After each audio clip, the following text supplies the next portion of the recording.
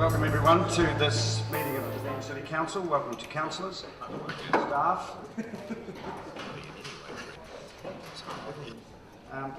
The first item on the agenda would have been the public forum, but there are no submitters to that. We have two apologies, one from Councillor Peat for absence and a potential one for early departure from Councillor McTavish. I'll move from the chair that those apologies to be accepted. Seconded, Councillor Staines. I'll put it. All those in favour, please say aye. Aye. Against? Carried. I'll further move from the chair confirming the agenda as published. There's only one item. Seconded, Councillor Staines. All those in favour, please say aye. Aye. Against? Carried. Okay, on to the declaration of interest is for noting alone. So who would like to, we'll move on to the report, the adoption of the annual plan for 2016-17. And I invite the relevant staff to join us up. 2,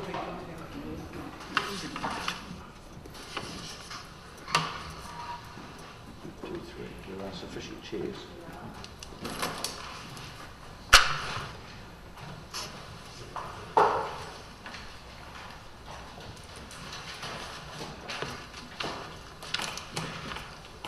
I'll ask a call for questions, but prior to that, do you wish to preface anything, any comments? Questions, councillors? Councillor Batters.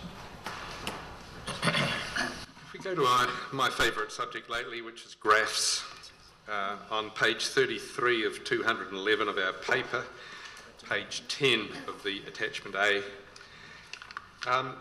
if a member of the public was to look at this, the one and only council debt graph, and say, oh, you guys here seem to have done really well. So you've lost $200 million worth of debt since 2010. Well done. What would your response be? I'll answer that one. So, Councillor Vandervis, I think we've had this discussion many times. The annual plan is for the council only.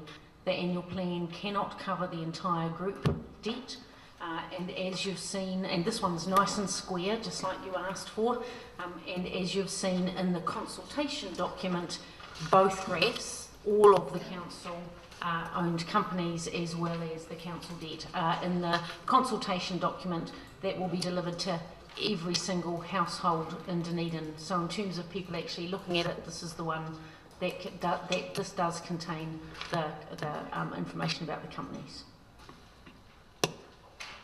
Yeah, the question really is, in the past we've had an extra dotted line showing the removal of the stadium debt to DCHL, and we've had this in the past. My real question is, why isn't it here, and why is it this graph essentially misleads as it's well, you've had your question answered, and the answer was that it doesn't mislead. Any further questions? No, my question was, why is it that we've had this graph with the addition of the dotted line showing the stadium cost of interest to a lot of our ratepayers? We've had that in the past. Why have we not got it now? Now that the stadium's a CCO, the annual plan's not to do debt projections for the CCOs. It's only allowed to do the projections, or does the projections for the councils. We could, however, say, we could include a statement at the side that says, please note in X year, debt of Y amount was placed into a CCO for the stadium, and we'll make sure we do that. That would be most satisfactory and would answer my concern completely. Thank you. I look forward to seeing that. Councillor Calvert.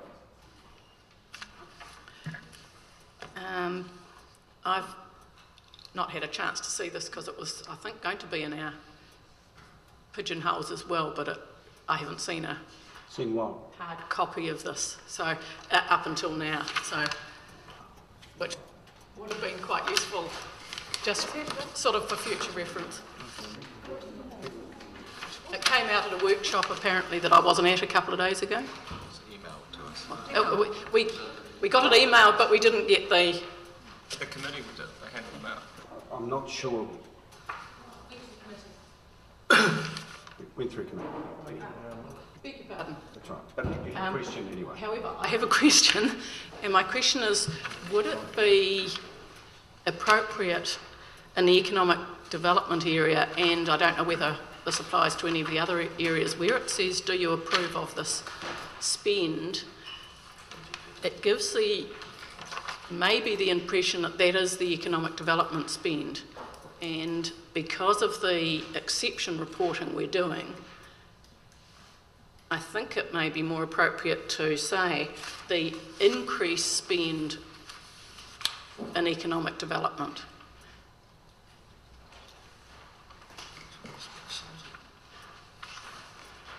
Do you approve of spending this on Gigatown or that on whatever it is?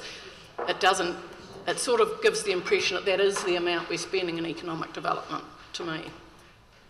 And this is an increased amount because it's exceptional. What part of this sheet are you looking at specifically?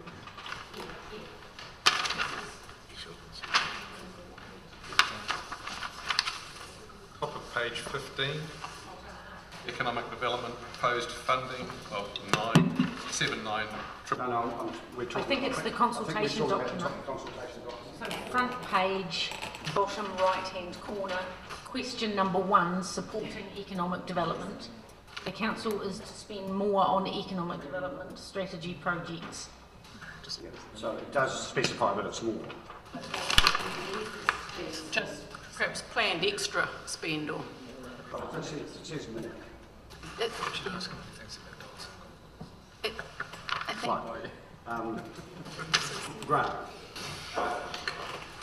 Clarification in the consultation document on the second side, top left-hand corner, economic development, supporting economic development, the first extra funding totaling $790,000. Yes, Narrative. yes, I've just... Further questions? Councillor Vance. Why does it not then say more on page 15 where it says economic development proposed funding at 790,000 in 2016-17 and 75,000 in 2017-18? Why doesn't it say that it's more there? It actually says that's the proposed funding for economic development. The question related to the consultation document, and the figures are in the pages here. There's not the same need, presumably, for explanation, because this is not the consultation document. This is. And the question from Councillor Calvert was about the consultation document. Right. My question is about what's written on page 15, because I had the same question, but my question was about, because I don't have that document, my question was about what's on page 15, where it says that the proposed funding is, in fact the proposed funding isn't. Sorry, I'm sorry, I was just distracted. Can you repeat the question, please? Yeah. My question is why on page 15 of our agenda, under decision, it says economic development proposed funding of 790,000 in 2016-17 and 750,000 in 2017-18. Why does it not say that that's more funding? Well, what it says on the first line above is that the table below summarises the decisions with budget implications made during the January annual plan. Yes. So that's the answer to that. Well, no, it says that that decision was made, and it says that the decision is that the proposed funding is $790,000 in 2017-16, and I don't believe that that's correct. I believe that is the extra funding that is proposed. Well, I've given you the reason, the explanation that's there. Any further questions? Councillor Thompson. I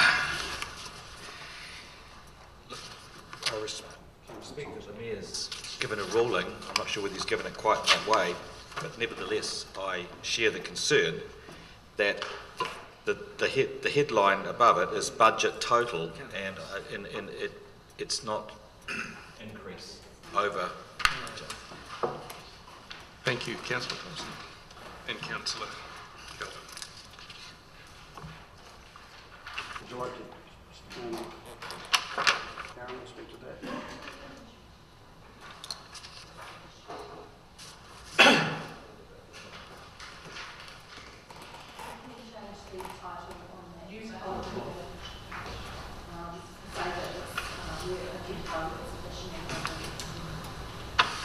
It's the budget total line that you're concerned about. Is that the one that you were concerned about? Well, I share Councillor Vandervis's. I agree that two men and his dog might actually read this as opposed to the consultation document, but nevertheless it clearly says budget total, and it's not the budget.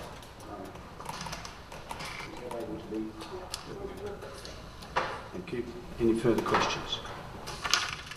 Councillor Wiley. We've done time. Yes, Councillor Wiley. Something a tad simpler.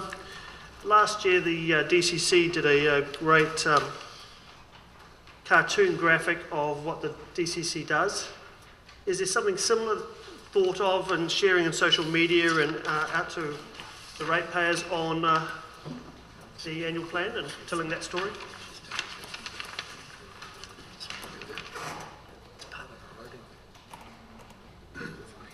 Where was that disseminated and what purpose did it have? Yeah, It's where we spend our money. yeah, where we spend it. It's done by Youth Action. Are you talking about the drawing that was done by the Youth Action Committee with persons? Not the Youth Action Committee. I know which one you're referring to. We can certainly do that. It's no problem at all. Where would we use it? Right, thank you. Thank you. Councillor Hawkins. Yeah, thank you. My question is about the Central City Plan, and just the way that this is phrased in the consultation document makes it look like it's a decision that's out of council's control, that the capital costs, so it's to better align. This change will fit better with the timing of construction work, but the timing of construction work is a decision of council's, is it not? So council has decided to shift the timing of that work.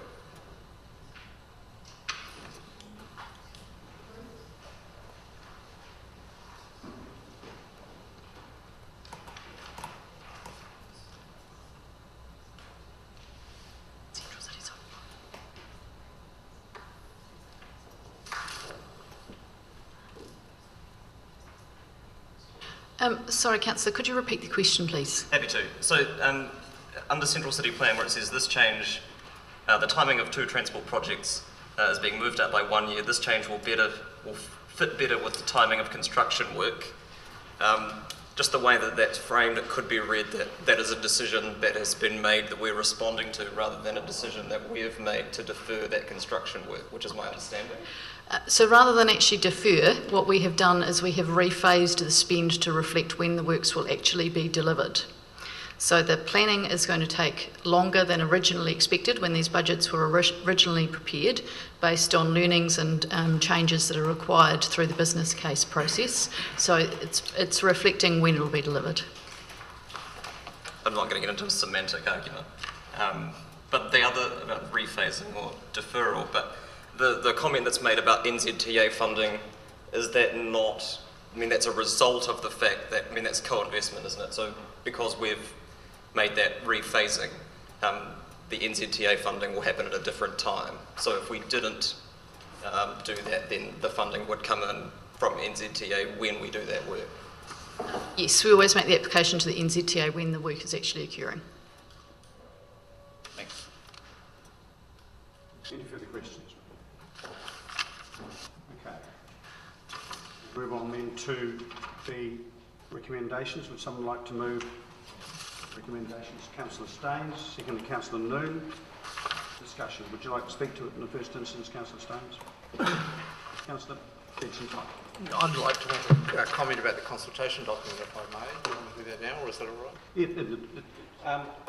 I think much and all this information is important for many of our residents. The consultation document is of particular significance because it's what they see, and it also is a document that invites them to respond, and I hope lots will.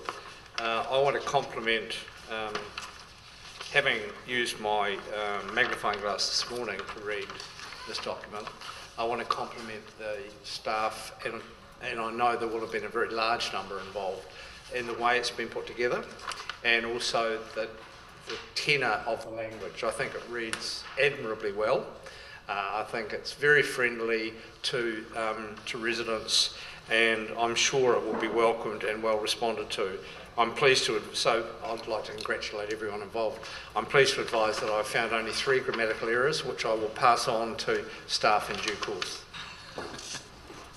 Councillor Thompson, did you have your hand up? Look, sorry, I know you've moved on from questions, but I was caught slightly because I thought we were focusing just on the consultation document. I had a question about the rating unit. So could I ask that? Yep.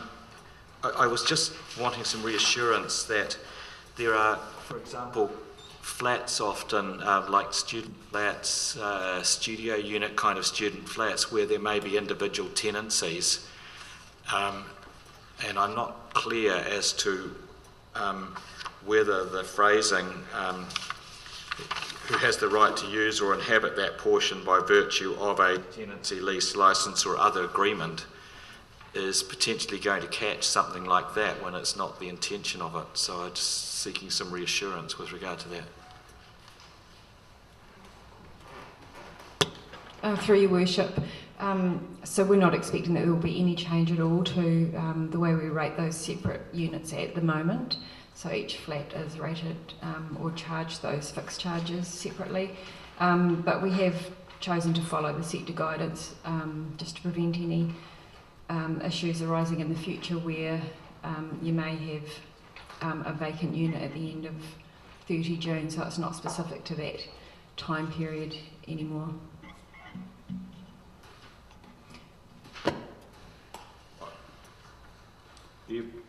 I sense that that's not actually the question you were asking. I suppose, I mean, I'm hearing a reassurance that it's not our intention to, it's just the way at which it reads, it might create a concern that we would be able to do so. And I wouldn't have thought that that was our intention. So that's really where I don't imagine anyone's going to leap up and ask us to, so I guess that's not an issue, but that's really why I was asking.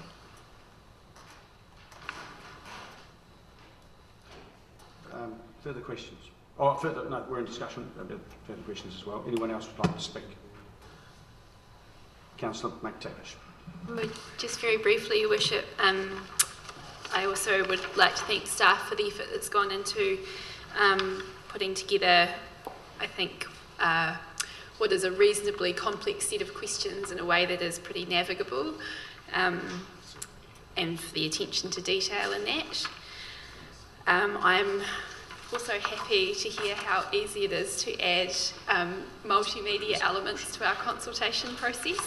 And whilst we're not discussing consultation process today, so I hadn't anticipated raising it, I also just hope that we have gone to the effort of requesting some feedback from our Youth Council and others on how we might better engage with young people through the process. And if that hasn't happened, I'd once again reiterate my request that that occur. Thank you. Councillor Vanders. Picking up on Councillor Thompson's issue with 18, phrase 18 on page 9, a separately used or inhabited part of a rating unit includes any portion inhabited or used by a person other than the owner. Is this intended to catch Airbnb? I know it's a big issue in Queenstown currently, and I know that Airbnb is going to become a much bigger issue here as well. Are you going to rate premises that use part of the home as an Airbnb stay? Are you going to rate them differently? Oh, B&B, okay. I'm sorry, I just didn't quite hear that. Oh, sorry. Airbnb is the internet service where people can actually essentially use part of your home as a hotel, and a lot of people are now setting that up as a business. It's already a big business in Queenstown, but becoming so here as well. Yep. What's the intention? So, does this clarify it? Right. So just to be clear, this won't change the way we rate any property currently. So at the moment, with B&Bs, we've got most of them in the city are rated as residential properties. So there are some that are larger that are rated as commercial, but like it's probably less than 5 of them in that category, and then some of them we're treating them separately as heritage B&Bs. So at the moment, our separately used or inhabited parts are mostly where you've got a block of flats, and so each block is a separate part. So we're not intending to make any change to the way we rate those at the moment. We're just, as I say, just following sector guidance, whereas some councils have been queried in regards to at a point in time, if a property is vacant at 30 June, we're basically making it clear that it doesn't, just because it's vacant at 30 June doesn't mean that it's not a separate part. Okay? Yep, I understand that better. Yep. I just wanted a reassurance that for anybody who's operating or planning to operate a separate part of their home as an Airbnb, that they live in the other part of the home, that will still simply be a standard residential rating.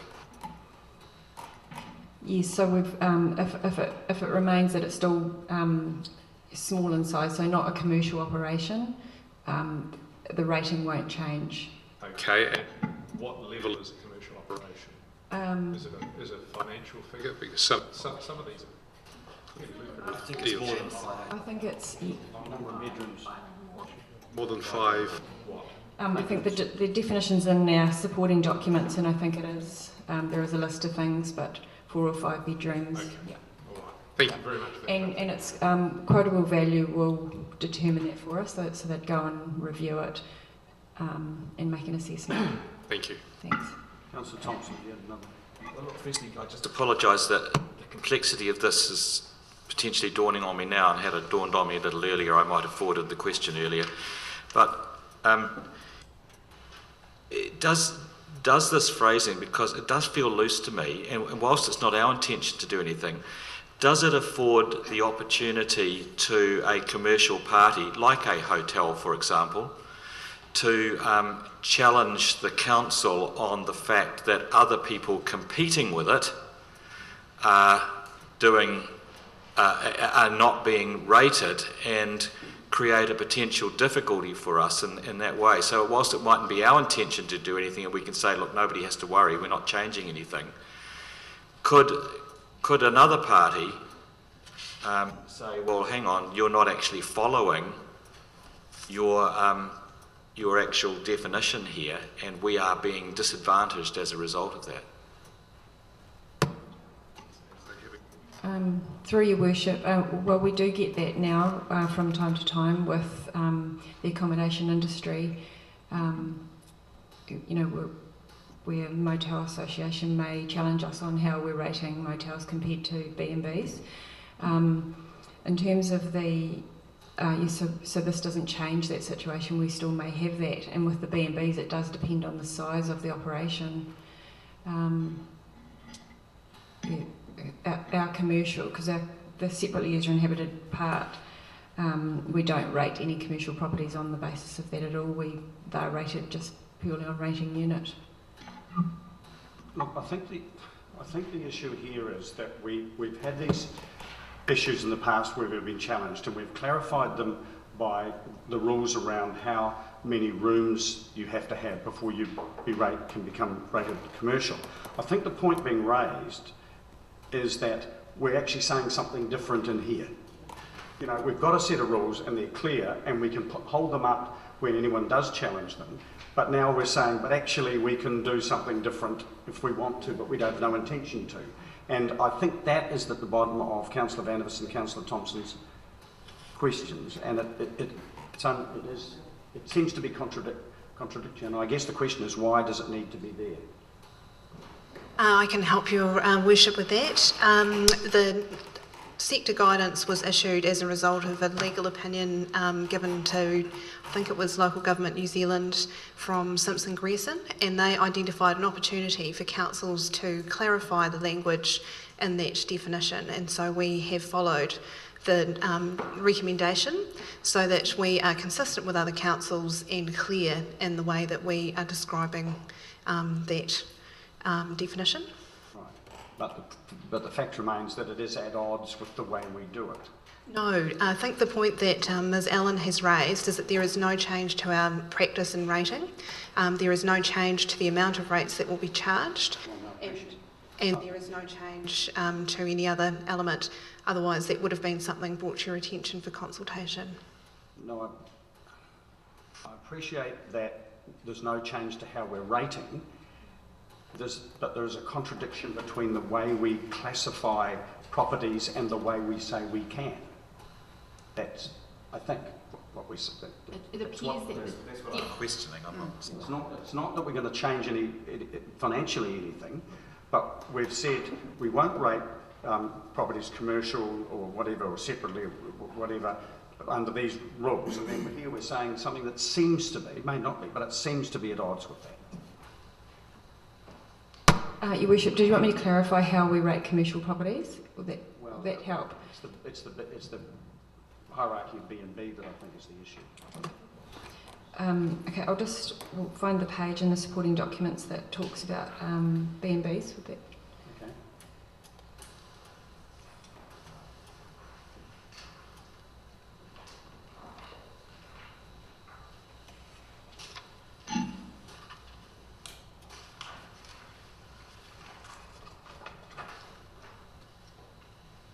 So it's on page 149 of our supporting documents, and so a few years back where we did have a few issues with B&Bs, the ones that were classified as commercial because of their size, we set up a new category that made them heritage B&Bs, so they effectively get a cheaper general rate charge. So the number of bedrooms is greater than 4. And then they need to, so that's the size component, then they need to meet certain criteria in terms of meeting the historic definition. This definition of separately used or inhabited part, so yeah, it doesn't impact on any property rated commercially at all, it's only on residential properties. Yeah.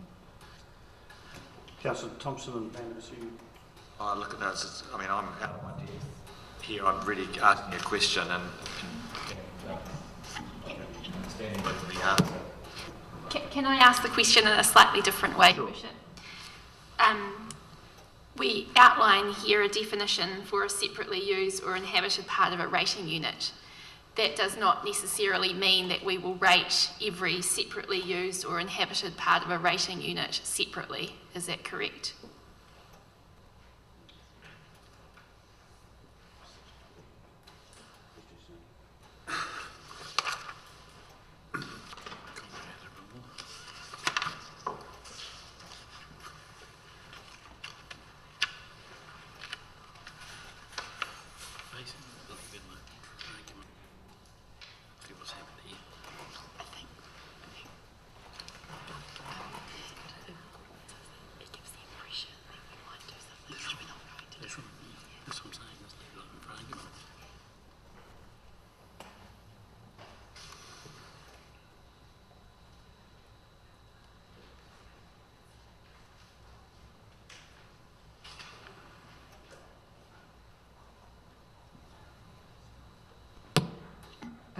Sorry, Your Worship.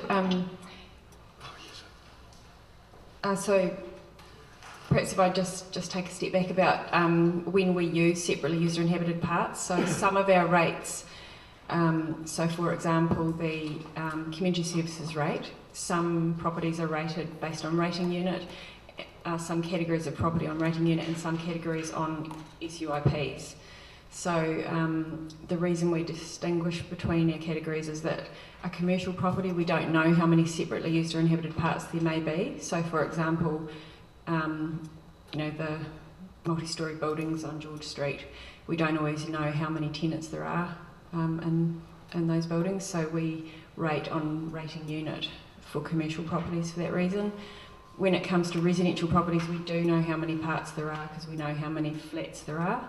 We also know if somebody has a house and they might have a granny flat out the back. So that information we know in our database, and so we rate the community services rate based on SUIP.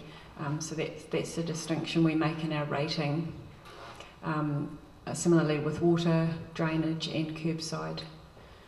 So most of our rates for commercial properties are capital value or rating unit.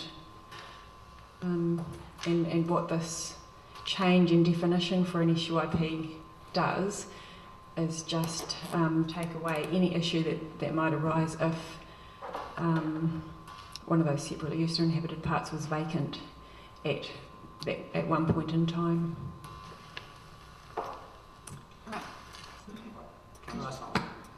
Just, look, if we approve this here, it's for the purposes of it being in the annual plan supporting documentation. Presumably, and we would still have to approve it in June as part of the annual plan. So if there are concerns, I guess raising them now, and if in fact putting it in may well be a good way to flush out if there are any concerns. So maybe that's the way to proceed, but just do some further work before then. Yep, so it will end up in the final annual plan, and it will also be in the rate resolution for council approval. Councillor Calvert and then Councillor Vanders, because she had her hand up first. So, Councillor Calvert. Sorry, this is another question. I don't know whether we're still in question time, but I raised with the team earlier that when we ask questions digitally, we can ask them in a way that allows them not to have to address questions if they're not interested in them. So that you can click into something and then make a comment on it, but you don't need to click into it. Of course, in hard copy, that's not quite so easy, and so you've got to have each part in a hard copy that for people to answer, and people being obedient people and knowing that on the internet now, if you leave something out and don't answer it, they quite often tell you to go back and answer the police mark read because you haven't answered it. People tend to engage with every question that they're asked, which is a long preamble to say we've asked questions in here about things that people may have no interest in, but they'll get to that question and they might have no interest in it, but they'll think they ought to answer it because it's a question there and they're moving through and trying to do something. And the answers are yes or no. Now, we can solve some of that problem by having a column which says don't know, don't care, don't whatever, so as people can engage with the question, so they don't feel they've missed out answering a question that they ought to answer, but they shouldn't have to be saying yes or no. They should be able to say, I don't know, or I don't mind, or something, so as that the questions that they really care about, they can engage with, and the other ones they can say, I'm indifferent about. Can we have another column in there saying something that isn't yes or no?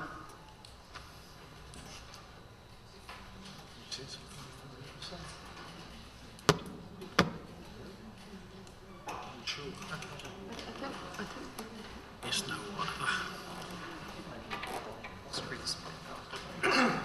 Somebody doing this one. Through your worship, that would be possible, but it would really squeeze up the design significantly. We're already pretty tight. I mean, I suppose our feedback to that question would be that the consultations, and we've asked questions like this before, if people don't want to engage with the question, they just do move on, and they do maybe scribble something in the comments field, which is, we've allowed a fair amount of space for comments. So we would probably advise not to put another column in there with either not applicable or a similar kind of word. I think some of the imperative around this is timing, and when this came through the committee a week ago or so, we went through a process where the staff asked us to provide any suggestions or amendments as soon as possible, and the cut-off was last Friday. So I think that's what Simon's referring to in terms of the imperative of time. With due respect, I think he was referring to even if we'd gone further last week, there's still no room in it to do it really. But what we could do possibly is say something at the beginning of it, saying don't answer anything you don't want to, or at least when we're doing anything digital, make it quite clear that people don't need to engage, because digitally you don't run out of room, and here you could put something saying at the top of any question, that the whole questions saying skip anything you don't care about. Well, I think he's also saying that people often do skip things they don't care about. That's the point. Councillor Vanders. On page 29, there is, under cash flow from operating activities, there is a line which is headed DCHL dividend and interest. Given that with a lot of questioning it's been discovered that there is going to be no dividend for the next few years, is there any way we can alter this to make it not so misleading? Mr Mackenzie.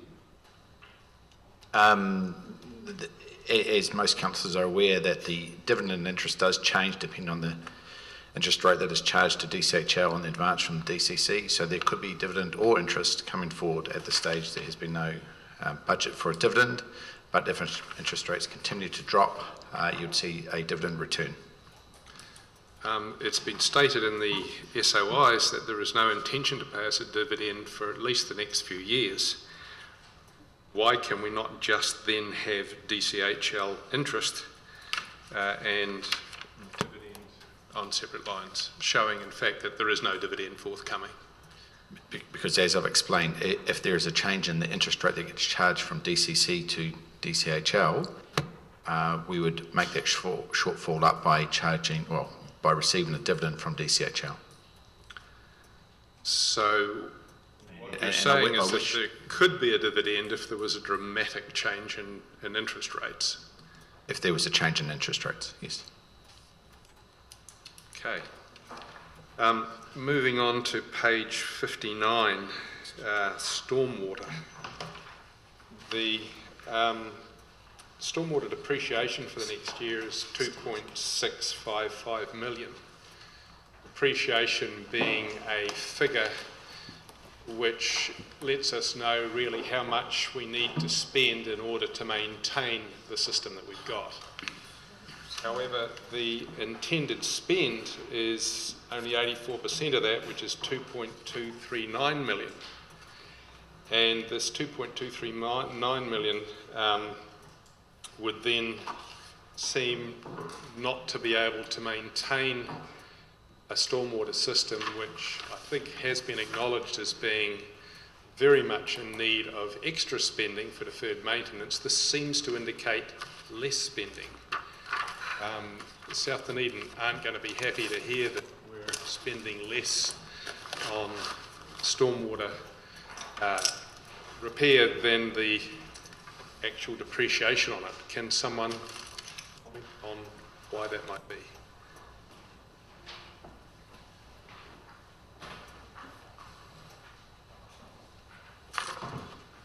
Oh, and a related question. Page 60, wasn't it?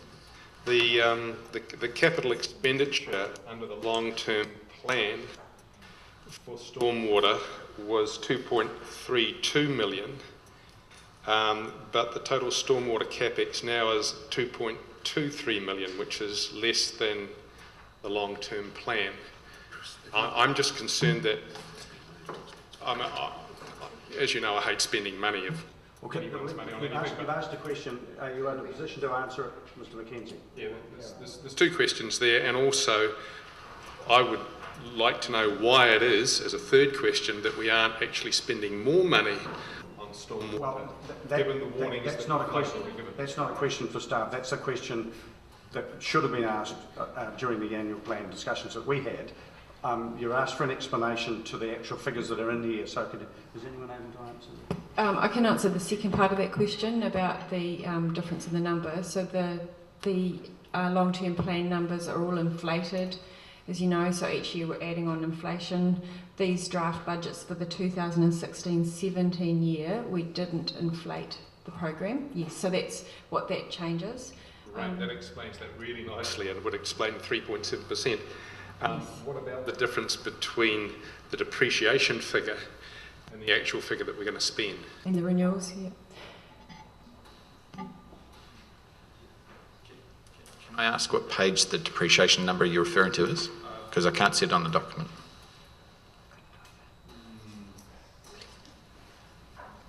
Because page 59 refers to capital expenditure only. Yes, I'm trying to find that actually. Pages 419 is the note I have here, but honestly I don't know how I got there. Okay. I'll forward it to you If you later. can forward it to us. I guess the comment I'd say generally though is that you have a life cycle with any asset.